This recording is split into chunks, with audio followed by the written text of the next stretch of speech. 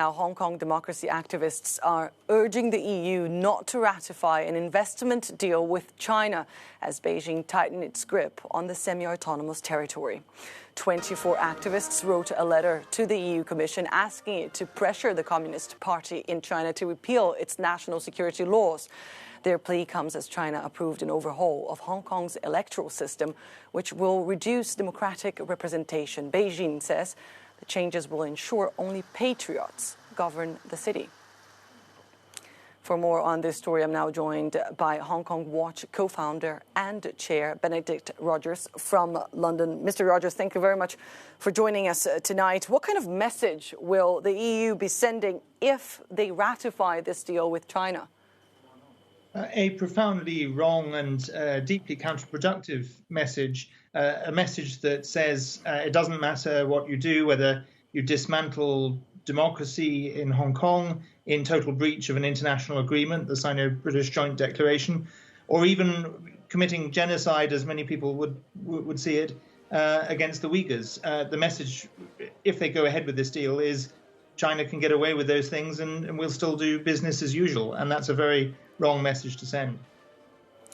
Now, your organization has facilitated that letter, a letter sent to Ursula von der Leyen, the president of the European Commission. Have you gotten a response from perhaps MEPs who might agree with the position of these activists?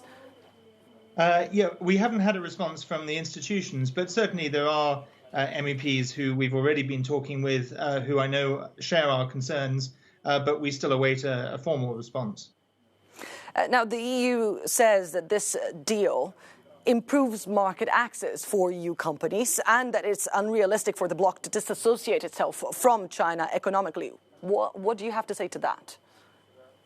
Well, I think that if we're going to continue to do business with China, we need to defend our values and have certain standards that seek more than just Beijing's word for it on human rights. What this deal currently says is that China's promised to sign certain human rights protections, but given that it's broken the Sino-British Joint Declaration, we really can't take them for their word. So we're not saying don't do business with China, but we are saying have certain standards, have certain red lines, defend our values, and also defend our own security and freedoms in Europe, because one of the challenges of having greater Chinese investment in Europe as well as European investment in China is that potentially that allows investment in critical infrastructure that poses risks to our own freedoms.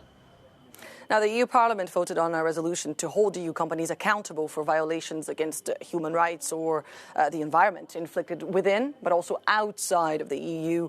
Are MEPs contradicting themselves here? Should this China deal actually also be part of this new attitude towards human rights inflictments, for example?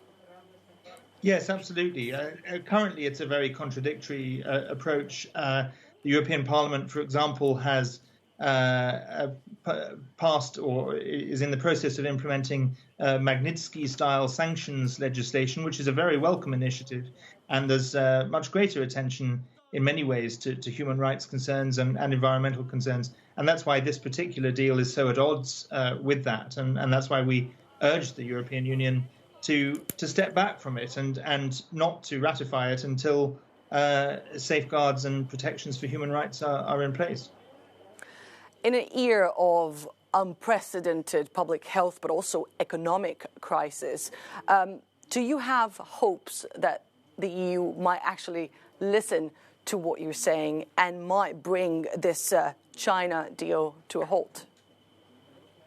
Yes, I do have hopes, and we have some months before it comes to completion. And I really hope that members of the European Parliament in particular, will listen to the voices of Hong Kong activists who've presented this letter today, and will rethink. And I was somewhat encouraged last year when the Chinese foreign minister made a tour of several European capitals, that European leaders did publicly speak out and rather embarrassed him, rightly so, on Hong Kong and on the Uyghurs. And there's still a very long way to go. There's much more that needs to be done. But that was an early sign that maybe some attitudes are beginning to shift. Some governments and politicians are beginning to wake up, and so we need to keep pressing it. But it's certainly not all over yet.